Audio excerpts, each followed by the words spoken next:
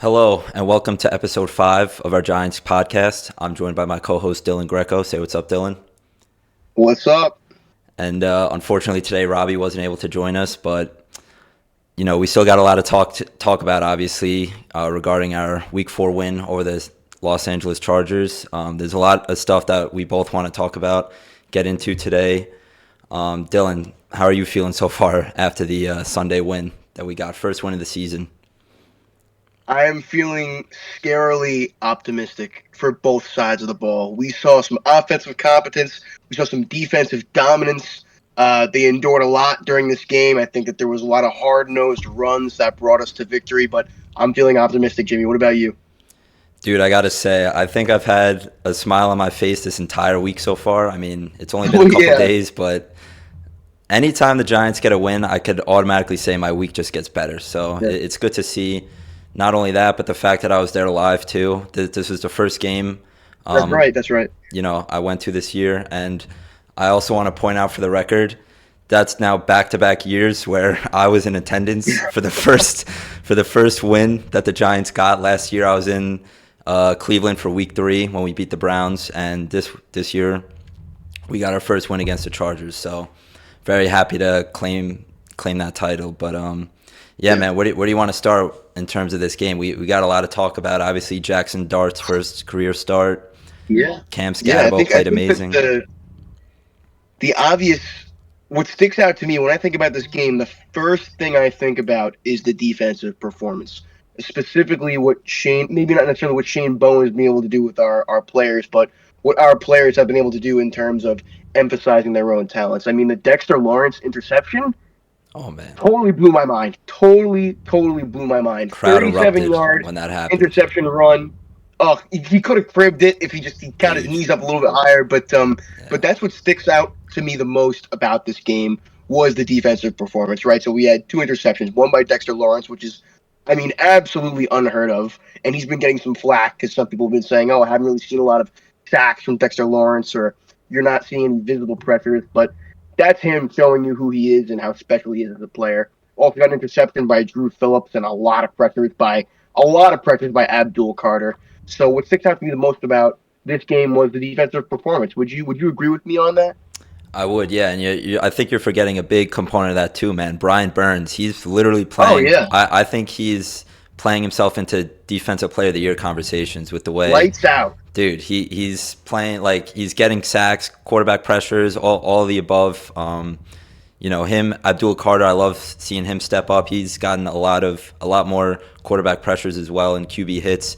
He still hasn't gotten his first sack yet, which is, I know it's Yeah, coming for him, but well, it's coming. we're still waiting on that first sack. But yeah, man, Dexter Lawrence, that amazing pick, and like I kid you not, when we were sitting in the stadium, we didn't even realize what had happened. I see Dexter running down the other way with the ball. I'm like, what's going on? And then Yeah. I Yep. see, yeah, and then I see him like get tripped up at the 3. Unfortunately, we didn't score that possession. That was something that we kind of saw coming. Giants Yeah. have really struggled inside the red zone this year, but you know, Yep. still great play from the defense. And then yeah, man, I think it's time we talk about our franchise quarterback. At least we hope. But he had a Yep. unbelievable first start, man. I want to say the Yep. first drive when they started, I think they started inside their own like 10 or 15. Like they were deep Yep. inside their own red zone. But Jackson Dart just looked real comfortable out there, man. Like I want to say Dable is really scheming a lot of run plays for him early on, which makes sense. He's got the legs, and Cam Scatabo as well. Those two are really, carrying the run game. So huge shout out to him, and of course he got his first touchdown, like rushing touchdown, 20-yard rushing touchdown. And Yeah. man, yeah, he just lit up the crowd the second that he put the ball in the end zone. Yeah. I still can't believe it. An 89-yard touchdown drive, first drive of the game. I mean, you can't make that up. And against a top five defense, let alone a top five team in the league. Yep. I was convinced in my pessimistic view of this team before this week and before this game. I was certain he was going to throw at least one, maybe two picks to Derwin James alone. You Hmm. know, but I think that they knew going in they weren't going to be able to throw the ball that much. This is a rookie quarterback with his first official start in the league against a defense of this caliber. So I thought that they used the run game very well to their advantage, as you mentioned, Cam Scadaboo.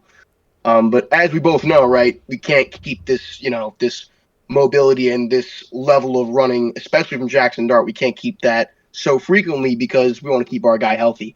So what do we have to do, especially when it comes to the next week's game, which we'll get on to later on in the pod? We got to give Jackson Dart some throwing opportunities.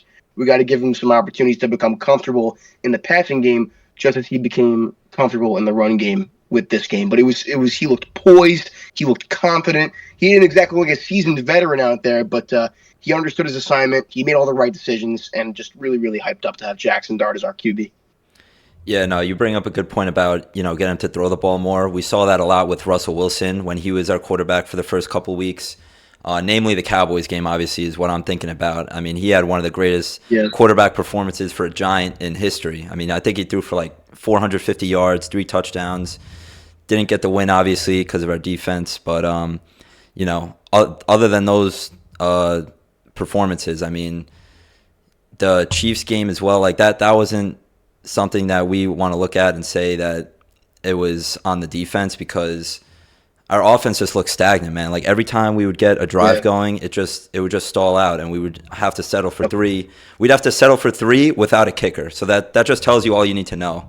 When Gano couldn't suit up against the Chiefs, but putting Jackson Dart in, and then all of a sudden he suits up out of nowhere. Like I just don't really understand that. No, that it's something that has plagued this team for the past couple years, going back to last year too. But anyways, putting Jackson Dart in, it just completely shifted the culture of this team, man. Like you could see it on the sideline when Dable, at the end of the game when Dable's, hugging him, like you could just tell, like he is so happy to have Jackson Dart as his franchise quarterback. And Dart is the guy to embrace it, of course. Like in the post-game interviews, he's just talking up all his teammates. Just a amazing guy you want to lead your team. And yeah, man, I do want to talk about our boy Cam Scadabo too, man. He's stepped up big time. Stepped up big time with Tyrone Tracy's injury. He dislocated his shoulder against the Chiefs last week, so gotta love Cam there, man. He scored another touchdown. And then shout out to Theo Johnson as well, man. He got his first touchdown of the season. I got a feeling, man. I think Jackson Dart and Theo are going to be a sneaky good combo. Like they're going to have a good connection this year, man. I could tell they bond really well off the field as well. So I'm looking forward to that. And then the worst part by far of the day is our boy Malik Neighbors. Goes down with a torn ACL. When that happened, bro, I was sitting there with all of my buddies, and we're just looking around at each other like the stadium is dead silent. We're just hoping, praying to God, like it's anything but an ACL. And we all know, I mean, and that's a guy who was really, really hyped up for Jackson Dart in his start in the game, and just looking at his energy specifically in interviews, whenever he's talking about Jackson Dart, whenever he interacts with him on the sideline, you could tell like he wants this to be his guy. He sees potential in this guy, and it's really, really heartbreaking to see that we only got to see the Jackson Dart Malik Neighbors connection for I think 2 completed passes, which looked like it was about to start working, right? I think that I want to go back to Russell Wilson for a second because I want to, I hate to compare the two based off of one game against a decorated seasoned veteran, but in Russ's age right now in the league, 37-year-old QB, what does he do wrong, right? What does he do that made those offensive plays stagnant against the Chiefs? What kind of made us really pessimistic going into this week? Holds on to the ball for too long, right? Doesn't make the right decisions. And I mean, above all else, this isn't something he regularly does, but that display of, QB draw and then 3 throws out of the end zone is just, it was bench worthy, and it was a controversial move for Dable to bench Russ and start Jackson because people were asking questions. What about Jameis? Right? No one's giving him a shot. Well, I think we can agree that this was a display of, all right, Dable, like that's your guy. Put him out there. If he doesn't succeed, you're out of here. So this was I don't know if I'd classify it as a job-saving game for Brian I Dable, think I but would. I definitely think it I'm not trends gonna in lie. that direction. Yeah, You know, I so think because we were all talking about before this game how we wanted Dart to get his first start against the Saints, who they're 0-4 right now. They look like one of the worst teams in the league right now. So we kind of wanted Jackson Dart to get his first start against an easier opponent as opposed to a Chargers defense that's one of the top, defenses in the league. But yeah, I got to say, man, I think Jackson Dart really just he stepped up, wherever we definitely. needed him to. He didn't make any mistakes, and that's one of the main things I look for in a quarterback. We saw Russell Wilson just heave up a few just awful Terrible interceptions, decisions. and especially in close game, late game situations too. So to see Jackson Dart, stay poised and not make those mistakes, make those turnovers, that was huge. And another shout out I want to give is our offensive line for how they played. Um, Big time. Obviously, big time help. Andrew Thomas being back, he's always gonna dramatically boost how well our offensive line Yeah. plays. Yep. But I think they blocked well for Cam Scatterbo in the run game and Jackson Dart as well. But yeah, man, I love what I saw on Thursday. I mean on Sunday. Mhm. Yep. Scadaboo has really become the workhorse of this offense, and I don't know how much that's going to change when Tyrone Tracy comes back.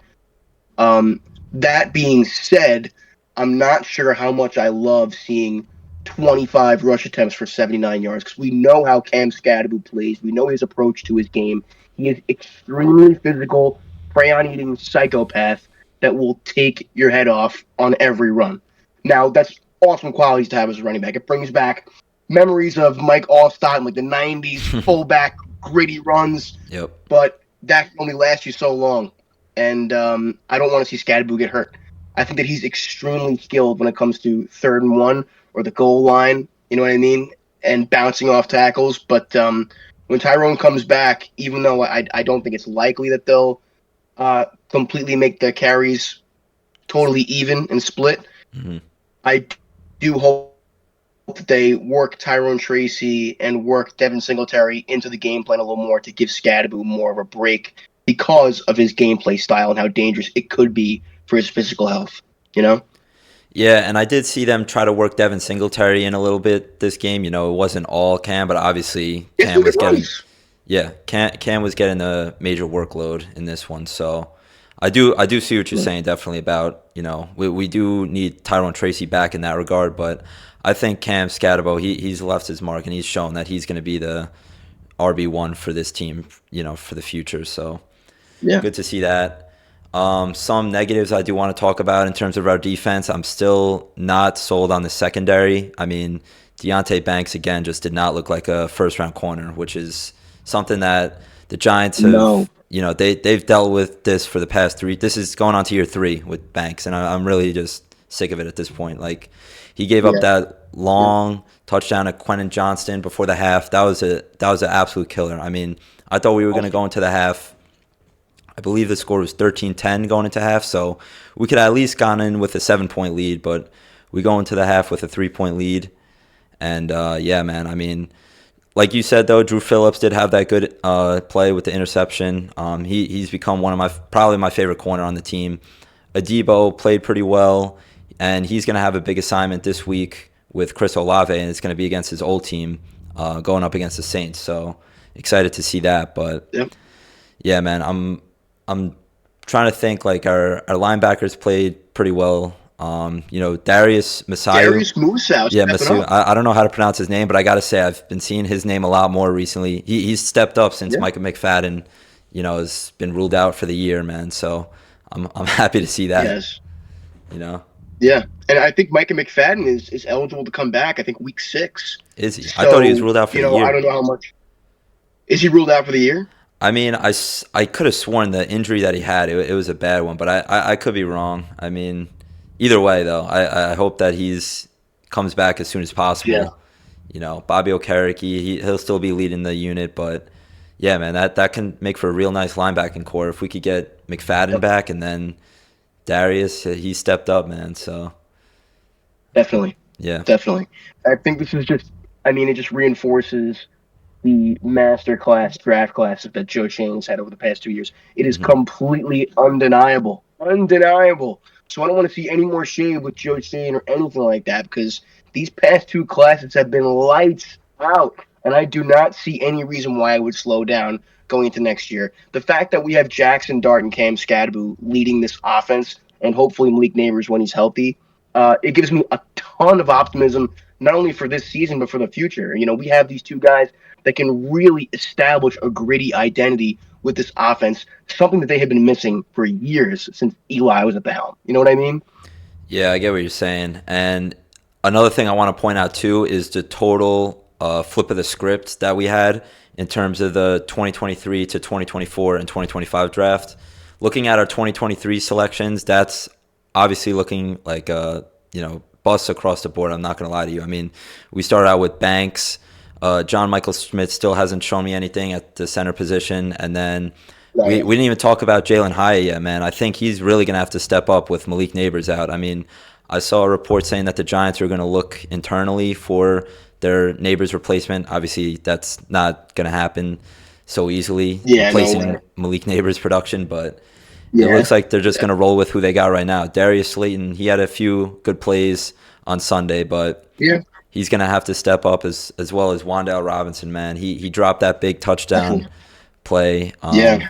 That was a Dart. good play with the DB, though. It was a You good know? play with the DB, but it was also a great play by Dart to keep the play alive, and he found Wandale open. Yeah. He just couldn't hang on to it. But I did, Yeah. I did like the play call at least by Dable. Being aggressive and going for it there. So Yeah. that was good to see. Definitely. Definitely. How do you feel going into this week, man? We got the Saints coming up 0-4. They actually did show Great. somewhat of a fight against the Bills. I checked the score while I was at the game, and I was surprised to see they were only losing by 2 late into the third, going into the fourth. So I didn't get to watch the game, obviously, but how do you feel about that going into week 5? Be confident, and maybe I shouldn't be so optimistic because at the end of the day they do have Alvin Kamara and they did show some confidence against the Bills. And that's really who's going to be the biggest threat in this game is Alvin Kamara. The Giants cannot stop the run. They showed that with Omari and Hampton this Yep. past week, the rookie. We cannot allow that to happen. We can allow that to happen with Amari and Hampton because he's still a rookie, but with a guy like Alvin Kamara, we cannot allow a 30-yard, 40-yard rush for a touchdown because that's not going to stop with him. I'm pretty optimistic because I can't name a Saints corner, and I also Mhm. can't name a Saints O lineman. So I'm not too keen on what the offensive line rankings look like for the Saints, but I am very keen on our defensive line and what our defensive line has looked like so far this season. I think that they're going to suffocate Spencer Rattler, and dare I say, Jake Hayner makes his way into the game at some point. I think the Giants are going to do a great job defending the Saints' offense. I don't know how much more confident I am in the passing game because we haven't really seen that much of that yet. You know what I mean? So I guess it really kind of hinges on how they want to approach the passing game with Dart. But I do think ultimately they'll come out with a win. And if they can come out with a win and go 2-3 and somehow beat the Eagles at home the next game, who knows what the season has in store for us? Yeah, I think we're getting a little ahead of ourselves, talking about the Eagles game You as of think right so? now. But Yeah, yeah, man, maybe. no, you're totally right. I mean, if we go into New Orleans and come out with a win there, that'll just completely change the feeling of this season. Starting out 0-3. I mean, we all thought that we should have won that game against the Cowboys, but the defense just Yeah, couldn't they just couldn't do their job when it mattered.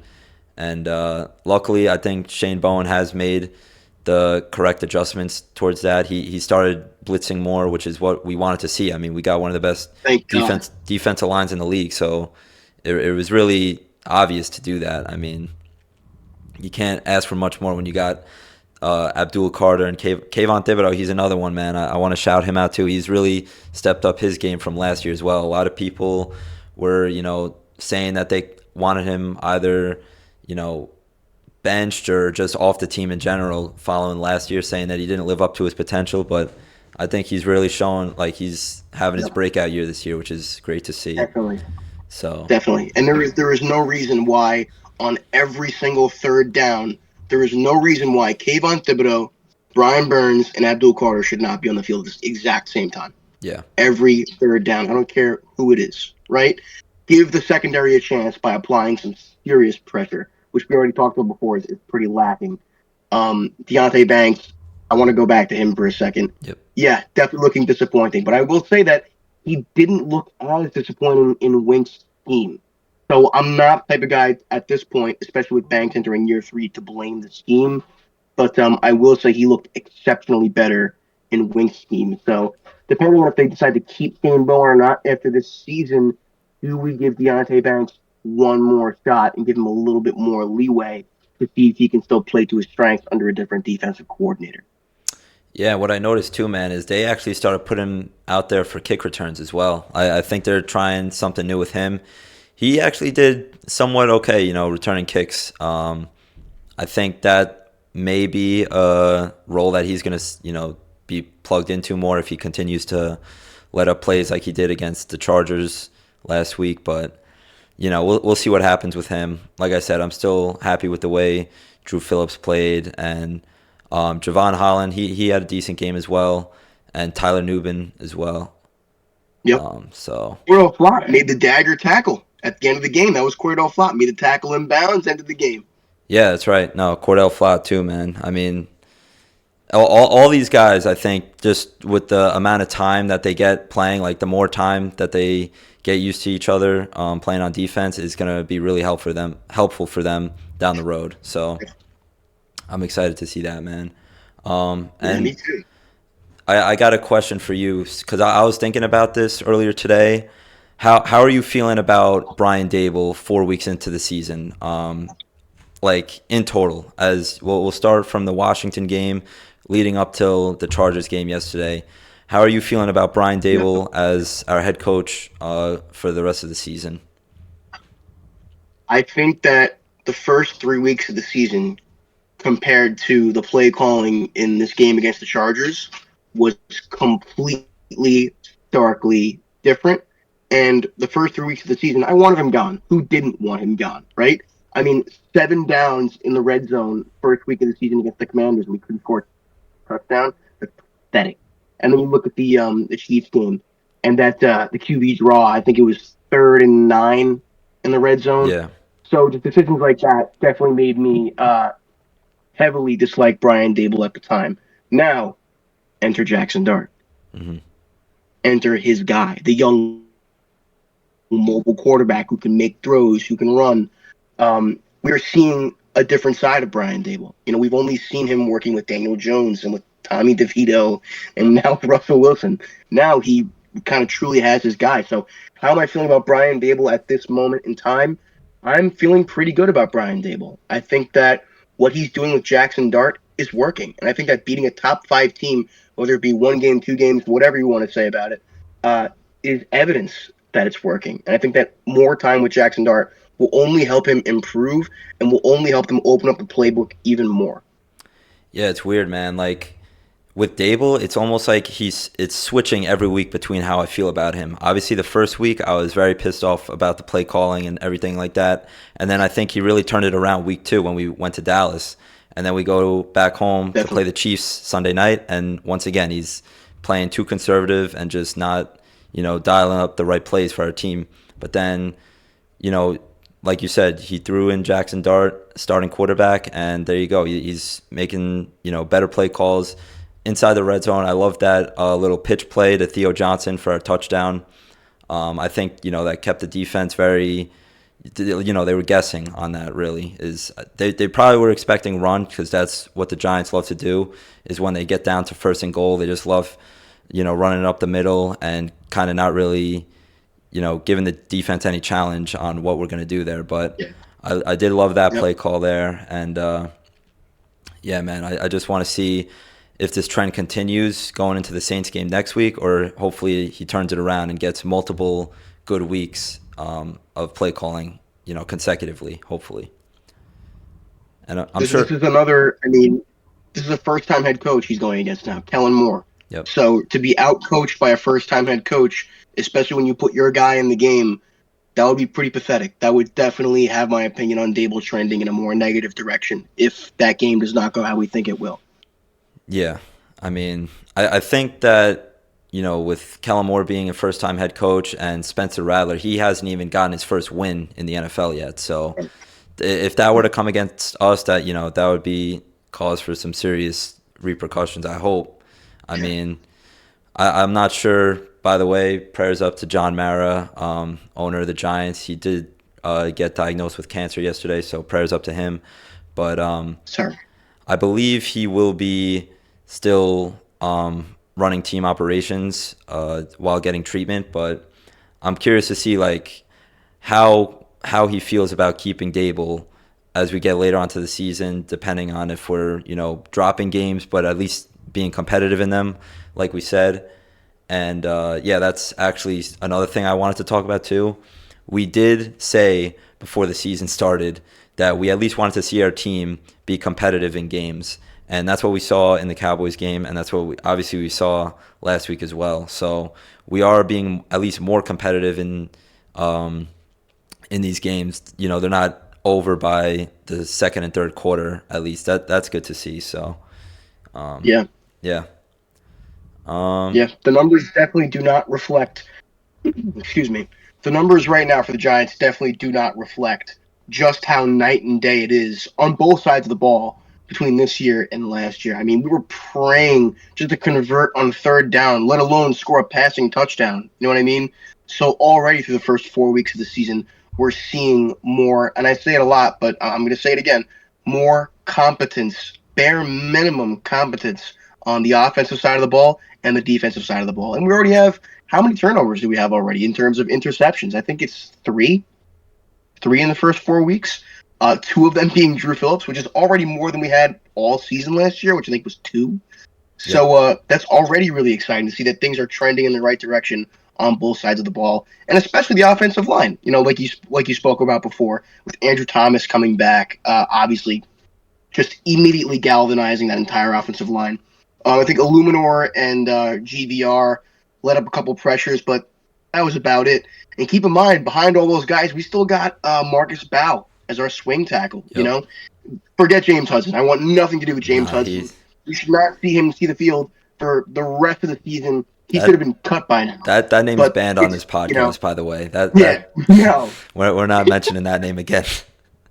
Oh my God! Yeah, I'm gonna have to rip the James Hudson fathead I have in my wall off. But yeah, I'm really comfortable with, not really comfortable. It's exaggeration, but I'm fairly comfortable with what our offensive line looks like right now. Still not thrilled about John Michael Schmitz, as you mentioned earlier, but happy that we have Marcus Bow up our sleeve. Say a tackle were to go down, knock on wood. Yeah, I was asked about what the Giants' maybe next position to look to upgrade is through the draft or whatever. Maybe obviously that's way down the line from now, but depending on what pick we get, I'm already trying to look to see what positions we could upgrade. I already mentioned earlier, cornerback I think is going to be a big one that Joe Schoen looks at in the offseason if Banks continues to play the way that he does. And I think maybe you can never have enough offensive linemen especially when it comes to the Giants. So those 2 positions will definitely be looked at more than any other going forward. I would assume. So. Yep. Yeah. I definitely think corner should be at our number one.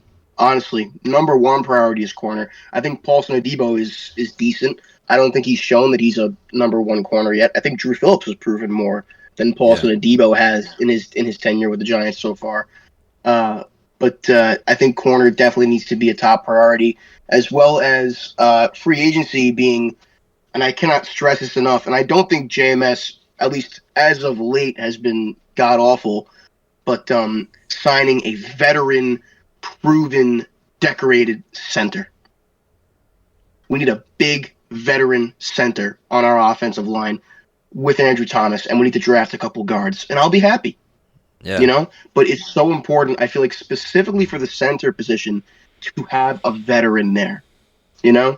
I mean, and I don't really have a specific reason for you. It's just the for a lack of better terms, the aura of a veteran center with so much experience. You know? Well, listen, I hate to use these guys as an example, but you look no further than the Philadelphia Eagles with Jason Kelsey all those years. I mean, that Right. he was the Right. real anchor for that team, going Mhm. to 2 Super Bowls. I think he only was with them for 1 Super Bowl. He wasn't on the team last year when they won it, but still, I mean, that offensive line has been one of the best in the league for the past 10 or so years, and he was a big part of that. So I totally see Mhm. where you're coming from with that. Um, but as it stands right now, I got to say I do love Andrew Thomas being our veteran leader. It's crazy enough to say that already. He's been in the league. I think Yeah. this is his 5th year in the league. So, um, yeah, man, he's just like we were talking about earlier. He's completely revitalized this offensive line. Anytime he's Definitely. out there, the Giants look like a competent offense, and anytime he's not, it's the worst offensive line you've ever seen. So. Yeah. And I have noticed, around the league, not even just with the Giants, how critical it is to have a great offensive line. I mean, just watching the Yeah. Bengals game last night, that was an absolute horrid display of, putting Oh my God, I thought we had it bad, dude. I yeah, thought we had it bad, and it's like it's number one. It's refreshing to not be the laughing stock of the league for a week, yep, but it's even more shocking to see that it really can be worse than the Giants.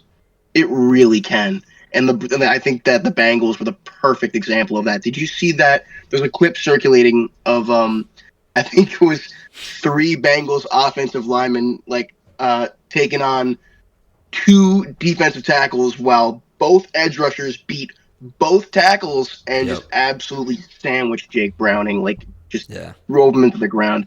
That is like unspeakably bad.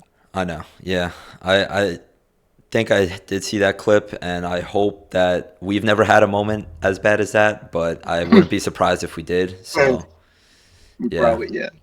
Yeah. But no, I mean, like we were talking about, I just think you look at the best teams in the league right now. The Detroit Lions are another one. They just they've had an unbelievable offensive line for the past 2 to 3 years, and results show when that happens. I mean, they've turned it around as one of the best organizations in the league with that offensive line. So, Yeah.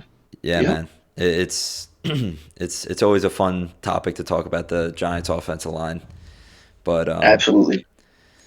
we'll see how it goes with the Saints. I mean, they obviously have Cam Jordan back there. He's their veteran leader on the D line, but I'm not too sure about any other guys making an impact on that team. No.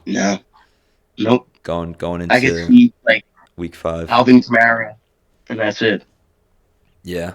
And Well, Kendra Miller, maybe. I'm always a little worried about Chris Olave. Granted he stays healthy. He's always dealing with some sort of injury, but I think he'll be playing week 5, and then Rashid Shaheed on the other end. Um, yeah, man. I am predicting a win in this game, but I do want to say it was pretty interesting to see the line shift. I don't know if you saw, but the Vegas line Yes. opened up as the Giants as favorites, 1.5 point favorites. But as far as today goes, the Giants are actually underdogs right now. The line has shifted to have the Saints be the favorites in this week, and it's a little head scratching knowing how the Giants and how they played last week, beating one of the top teams in the league, the Chargers. I'm going to say I think they're at minimum a top 10 team in the league. So 100%. yeah, Yeah. so I'm very curious to see what the logic is in that. But Yeah. Yep. yeah, what do you think? I did see that. And I think that the only rationale I could come up with for it is the fact that they lost Malik Neighbors. But that being said, against the Chargers, about 75-80% of the game was played without Malik Neighbors. So I do understand the shift to a degree, but I think that when you look at how the Giants really flashed an identity on both sides of the ball in this game against the top 10 team in the league, I think that should have been a given that they should be favored in this game. But that's just me as a biased, delusional, psychopathic, crayon-eating Giants fan. There you go. So that means you got to get the Cam Scatterbo jersey as soon as possible. Oh, I already have it. It's here. Oh, It's in my closet. you got one already? Yeah, that's good. I think Oh, yeah. It's very real, too. I, th- I think myself, I think I got to get myself a Jackson Dart jersey, man. I mean, I know it's only been one game so far, so I don't want to jump the gun, but it's always fun seeing some energy out in the quarterback room. Um, I know you weren't Yep. always the biggest Daniel Jones fan, and a large part of that is because he just never really showed any type of emotion or energy, whether we were winning or losing. Really, he's always, you could just tell he's a very laid back kind of guy. Even Yeah. how he's playing with the Colts right now, he's just very to himself. So He's back to midseason form after last game. Like, yeah, like yeah, that's more like it, Danny. That's more like it, Danny. 2 picks, 250 yards. That's the Danny Dimes that we know and love. And I'm not rooting against him by any means. And I know that he would just be so heartbroken if he heard that Dylan Greco from Long Island, was rooting against him. But I think that he's really found his home in Indianapolis. I'm really happy for him. But I'm also really happy that we have our guy, Jackson Dart, and I'm definitely more happy to have him than to have just a complete mismatch of a quarterback for the Giants like DJ. But, best to him. Hope he does well. I think he's been doing well. So they could be sneaky. I did not realize how good, a little off topic, how good the Colts defense would be yeah. this year. They have been lights out. Cam Bynum, how many picks does he have? Does he have a pick in every game? Yeah, I have no idea, but I will say I think he's playing like he's another one that's probably up there for defensive player of the year right now. It's probably him and Brian Yeah, Burns as far as yeah, who. Oh, and Isaiah Rogers from Minnesota. I think those three guys, that's right. they're probably leading the pack right now. But yeah, man, Yeah, Daniel Jones, he's obviously, like you said, found his home in Indianapolis. Didn't have a great game against the Rams last week, who is probably the best team that he's played so far this year. But he kind yeah, of lucks out with another easy matchup this week against the Raiders. So we'll see how he does in that one back home. yep, Um, yep. any other games that you want to talk about that we saw in week 4? I like I said, I didn't really get to see any of the 1 o'clock games. I saw a little bit of the 4 o'clocks. One thing that really, Yeah. was surprising to me is kind of how um, bad the Ravens have been. They started Oh off my God, yes. they started off 1-3. Yeah, And granted, I will say that they have had a very tough schedule opening up, against the Bills Sunday night, and then Lions Monday night, and then the Chiefs. But for a team that was projected to be a Super Bowl contender, I feel like you got to win at least one of those games to show that you're oh up my there with the God, rest of them. yeah. And their best I mean, chance, yeah, I just I'm still thinking about that Bills game. It totally set the tone for their lack of success in these past coming weeks. I think they still have a hangover from that game. It's just, I mean, Derrick Henry with the fumbles is ridiculous. And that entire defense is out. Roquan Smith is out. Matabuke is out. He's yeah, on the IR. that's a big loss. He got a neck Jair injury. Alexander, has he seen the field yet? He has, and I gotta say, I think he's the reason they lost week 1, honestly, because he just was getting burnt left and right, especially on that last drive too. I mean, he was the reason they lost. I'm just gonna flat out say it. That week I was 1, high on this defense, man. I Marlon was high on Humphrey, it. Marlon Humphrey has had a rough start to this year as well. I mean, it's just all I think over. he's hurt. Yeah, but I'm saying week 3 though against the Lions, he had an awful outing. He was getting toasted left and right by Amon Ra. Um, Yeah. But yeah, I think another game that I didn't get to watch this week that I want to talk about is probably the Eagles game, Eagles Bucks. I thought that the Bucks were going to come out and beat them. Baker always seems to have the Eagles number, but it seemed, based on the box score and watching highlights, that the Eagles had that game pretty handily. So um, Yeah. it'll be a Yeah. tough challenge. I don't know who they play this week, but obviously the following week we play them Thursday night, another primetime Yep. home game for us. So Jalen Hurts, he's ever since I said on the podcast that he's been a top 5 quarterback, he really hasn't shown it too much, other than the Both of winning. us. Yeah, I mean his stats certainly aren't top 5 worthy, but No. he gets the job done. Like that is what we claimed was our big reason why we kept him at top 5. And Right. yeah, I'm just hoping that the Giants have some type of scheme to at least stop the run once we go against our old friend Saquon and Yeah. AJ Brown as well. He's another one that's had a pretty rough start to the season, but I feel bad for AJ Brown. I'm not gonna lie. That's a guy who's arguably, I wouldn't say at the peak of his career, just because we haven't really seen a whole lot from him yet this season. But he could be at the peak of his career right now. He has the youth, he has the ability, and he's still a great route runner, still one of the best in the league in my own personal opinion. And he's just not being utilized. Same with Devonta Smith. I think that at some point, the Eagles can only lean on the running game so much. I don't think that Saquon has had, I mean, just compared to the first 4 weeks of last year with Philadelphia, Saquon has not had as much production as he did last year. And I think that's starting to show. I think that the Eagles have found very abnormal ways to win by leaning on the run game and leaning on their defense. But I think at some point with this team is something's got to give. Something's got to give, and I don't think that going 0 for 8 in passing attempts in the second half is going to be able to allow you to squeak out with a win every game, which is apparently what happened against the Bucks. So I yeah, think that I don't want to say they're a fraudulent 4-0 because they're a great team, and Nick Sirianni is one of the best coaches in the league. But you don't see teams win like this very often, and they typically don't go very far when they do. And I don't want to eat my words one day when I say that later in this season, but that's how I'm feeling about this Philadelphia team right now. yeah. No, those are all good points. I think one final game I do want to go over before we wrap this up is the Sunday night matchup that we saw last week.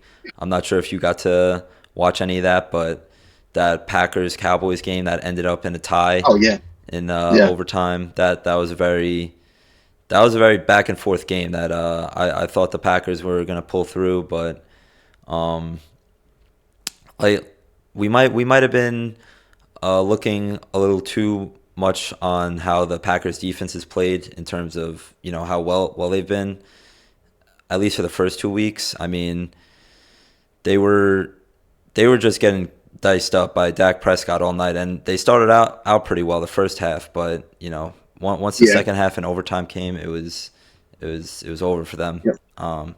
Luckily, Yeah, I think that yeah, that's a testament to how incredible, honestly, Dak has been so far this season. yep. I think Dak. I have nothing bad to say about Dak Prescott. No, I'm me not gonna neither. lie. I think he's been absolutely exceptional so far this season. And just that throw to I'm thinking about when I think about this game against the Packers this past Sunday night.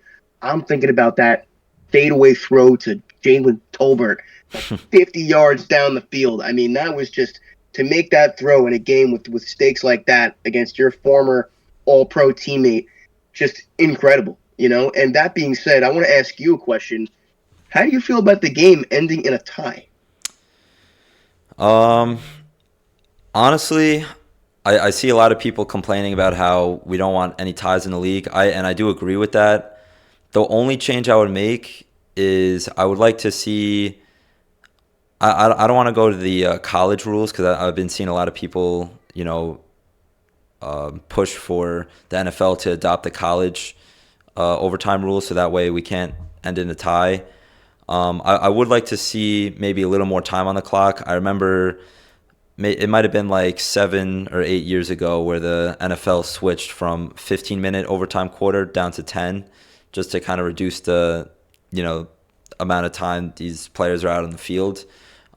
Maybe if they go back to that original format, we'll see less ties in the league. I think that would be a big help because I feel like if you ask the players, they're probably going to tell you that they would rather play those 5 extra minutes to determine a winner as Yes. opposed to saving 5 minutes for their body. I mean, I could be wrong. There might be some players out there, but you ask guys like George Pickens, who didn't even know that you could tie in this league, that they probably would take Yeah. an extra 5 minutes to determine a winner in that one. And it was very interesting to Yeah. see the way the game ended. The Packers essentially played for a tie in that situation. Like they did try to go for the win with that last second throw by Jordan Love, but when there was 1 second left on the clock, they decided just to go for the tie, which in theory makes sense. You want to have as high of a win percentage as you can at the end of the Yeah, you year. don't want to lose. Yeah, so. But yeah, I think It's, that's my take on that. How about you? it just felt like everybody was kind of confused when the game ended, you Hmm. know, based off of Nobody was reactions happy. directly to the game. Yeah, nobody was You happy. nobody, no, everybody was like, "What?" You Yeah. know, Micah Parsons. You see him going up to multiple players, especially the clip of him going up to Dak, being like, "Did we really just tie?" You know, nobody was happy, but nobody was upset, but nobody was happy. It was kind of like football purgatory, you Hmm. know. And I personally don't think that there's any room for that in the NFL. Is a tie, you know, just based off of how hard these guys work. I think some guys would rather lose than it end in a tie and that be on their record. Maybe I'm wrong about that, but something about it just kind of speaks to the principle of the game, winning and losing and knowing what to take away from each game. What do you take away from a tie? Well, you What could take away, lessons? yeah, I What do mean, you you gain could take from that? away how well both offenses played and how poorly the Yeah, defenses played. I mean, but that's us talking about this game in particular. Ending in a 40-40 tie, which, by the way, first ever game, that's a scoregami, first ever game ending in a 40-40 tie. yeah, Um, yeah, I don't know. We'll see what the NFL does with that. I honestly think that they're just going to keep it the way it is. That's typically how the NFL rolls. Once they make a decision, they keep it that way. So, but I will say, um, at least we don't have to worry about that stuff in the playoffs. Like that in the playoffs, they just play until sudden death, essentially, which yeah. is good to see. Um, but yeah, that's my take on the situation. All right. Yeah, so I think we covered everything that we wanted to today. If there's anything else that you want to talk about last game or leading up to our Week 5 matchup against the Saints, um, you know, let us know right now before we log off. No, yeah, just pretty much. Just I'm trying to stay optimistic. Feeling good after this win. This whole week, I'm going to be in a good mood, so that's always a good thing.